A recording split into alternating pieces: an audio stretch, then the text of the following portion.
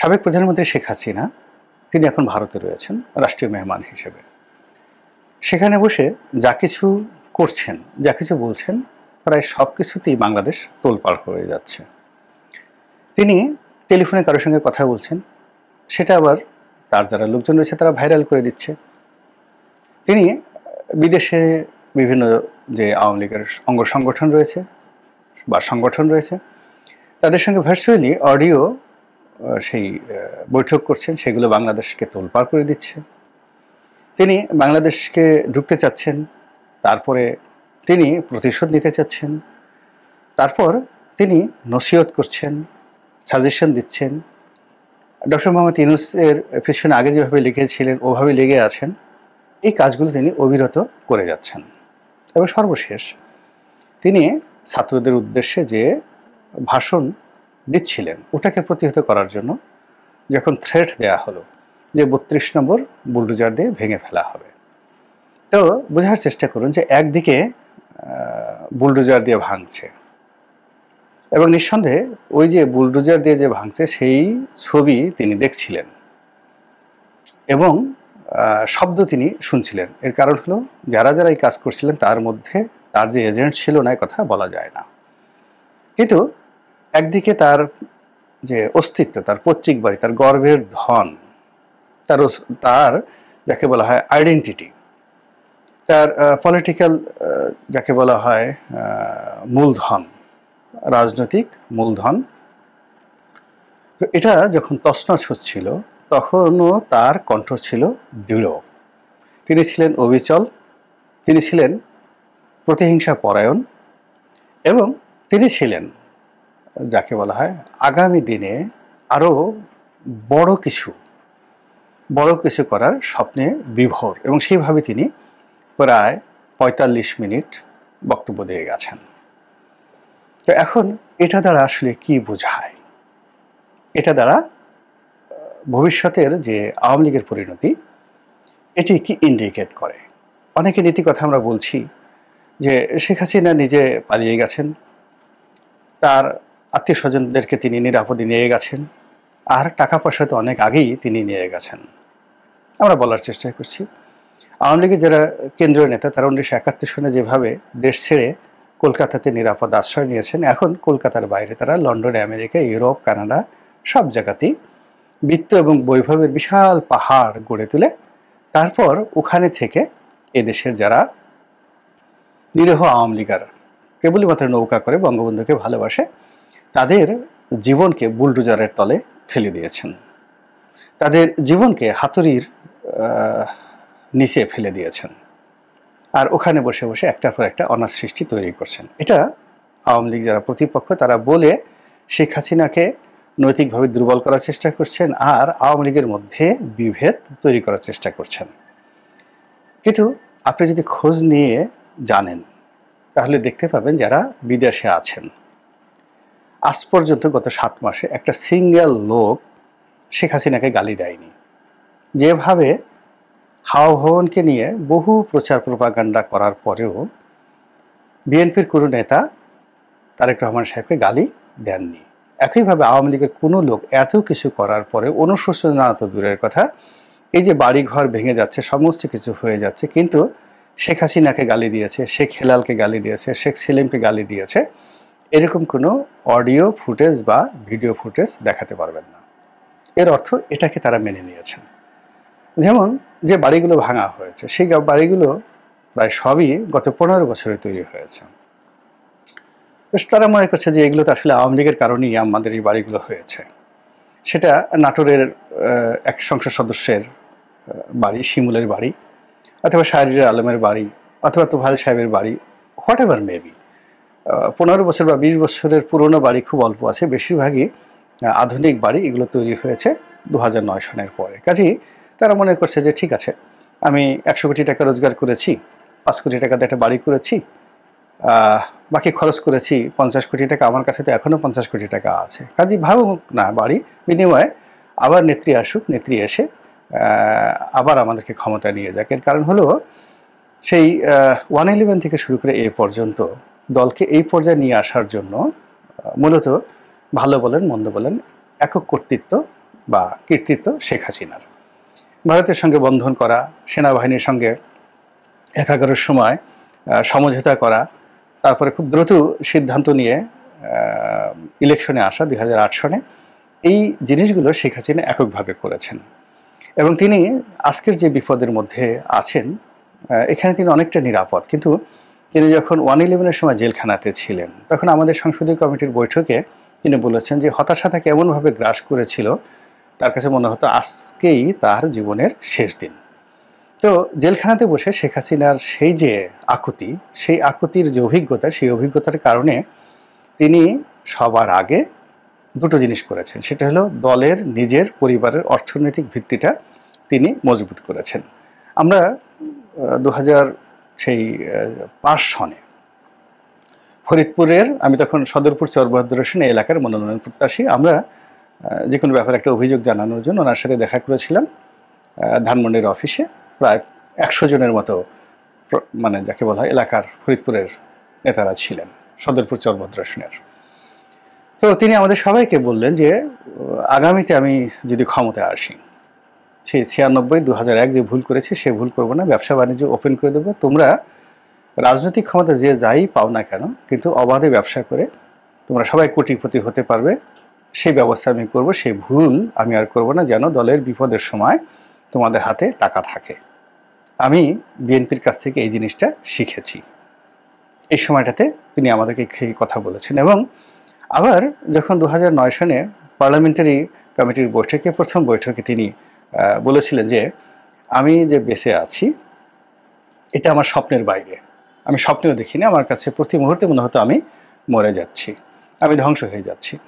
তো আমি যেহেতু বেঁচে আছি, আমার কাছে মনে হচ্ছে যে আল্লাহ আমাকে বিশেষ কতগুলো কাজ করার জন্য বাঁচিয়ে রেখেছেন। তো কাজেই যে যাই বলুক, যে যত সমালোচনা করুক, আমি আমার কাজ থামাবো না, আমি যে সিদ্ধান্তগুলো নিয়েছি সেগুলো অক্ষরে অক্ষরে বাস্তবায়ন করব।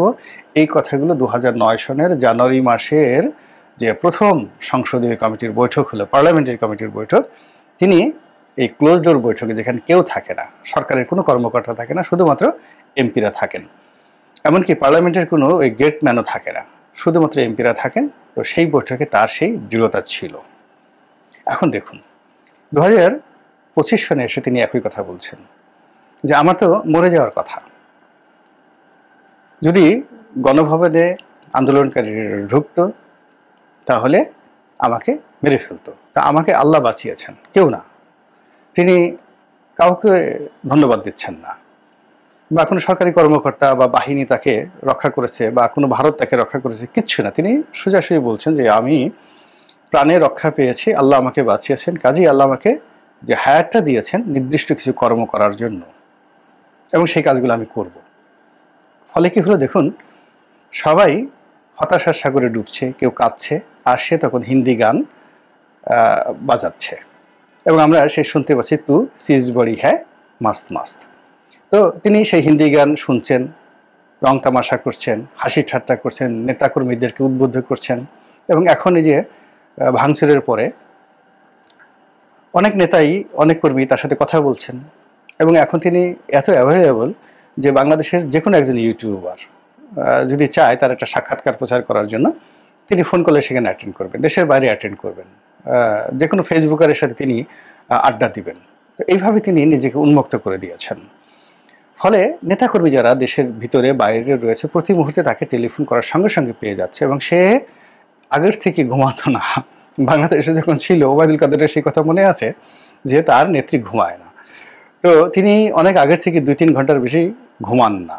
আর যারা দীর্ঘদিন এইভাবে নির্ঘুম রজনী যাপন করেন তাদের সাইকোলজিক্যাল, মেন্টাল অ্যান্ড ফিজিক্যাল অবস্থা কোথায় পৌঁছে এটা ডাক্তাররা ভালো বলতে পারবেন, কিন্তু তিনি আসলে ঘুমান না। এবং তিনি যখন প্রধানমন্ত্রী ছিলেন, সকল সুখ স্বাচ্ছন্দ্য নেয়ামত যখন তার পূর্ণতা ছিল, তখন যদি তিনি রাতে নির্ঘুম কাটাতেন, 1টা, 1:30, 2টা পর্যন্ত তিনি জেগে থাকতেন, আবার তাহাজ্জুদ নামাজ পড়ে তিনি তালিকা করতেন, যা কিছু করতেন, তারপরে তিনি ঘুমাতেন না কি করতেন জানি না, কিন্তু সকালে সবার আগে উঠে সেই বাগানে আসতেন, গণভবনের বাগানে আসতেন, তারপর শেষে অফিসে বসতেন। কোনোদিন 11টা 12টা পর্যন্ত তিনি শুয়ে আছেন এ কথা কেউ বলতে পারবে না, নো ওয়ান। তো সেই কাজ দিল্লিতে তিনি আরও বাড়িয়ে দিয়েছেন।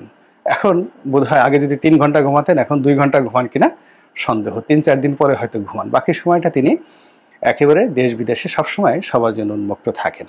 তো এই যে তার যে একটা বেপরোয়া মনোভাব, এই বেপরোয়া মনোভাবের যে পরিণতি, সেই পরিণতি আমরা যারা আছি বাংলাদেশে, কেউ শেখ হাসিনার পক্ষে কেউ বিপক্ষে, সেটা বুঝতে হবে যে তিনি খুব সহজে ছেড়ে দেবেন না।